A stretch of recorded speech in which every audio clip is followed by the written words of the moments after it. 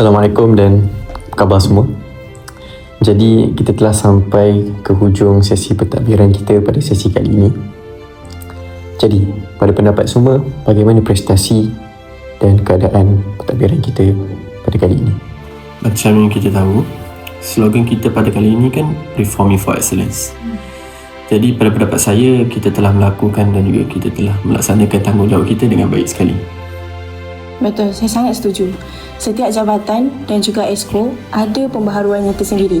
Walaupun ada kesilapan dan juga kelemahan dalam melaksanakannya, tapi yang kita kena tengok adalah keberanian dan juga kesungguhan dalam setiap usaha yang mereka laksanakan untuk menjayakan program tersebut.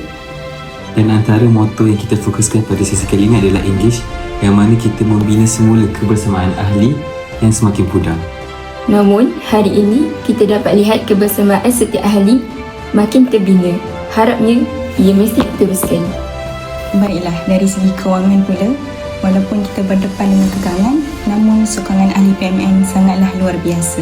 Betul, sumbangan tenaga, idea dan juga kewangan merupakan faktor utama untuk kita menjayakan setiap program. Kita telah lihat banyak program yang telah dilaksanakan. Ini membuktikan bahawa kekangan bukanlah penghalang kepada keberkesanan. Kita tak boleh lupakan juga sokongan yang sangat baik dan padu daripada Kedutaan Besar Malaysia di Rabat Maghribi yang diterajui oleh Datuk Syahabuddin Adam Shah. Moto kepimpinan kita juga adalah Elevate, yang mengangkat nama persatuan agar lebih dikenali. Dengan itu, potensi ahli terselah dari segi akademik, kemahiran dalam membina imej profesional sebagai mahasiswa Malaysia di Maghribi. Baiklah, sekarang setahun sudah berlalu.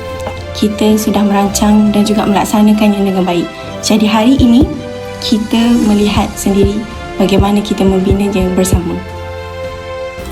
Tapi persoalannya, adakah kita telah mencapai maksud sebenar, slogan dan juga moto kita pada sesi kali? Saya rasa persoalan ini belum boleh dirungkaikan sekarang. Akan tetapi, ia akan terjawab pada mesyuarat agung tahunan sesi 25-26.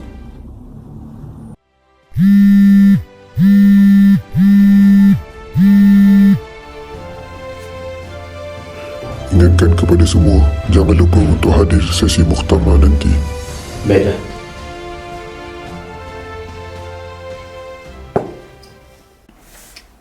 Jadi, adakah kalian semua dah bersedia?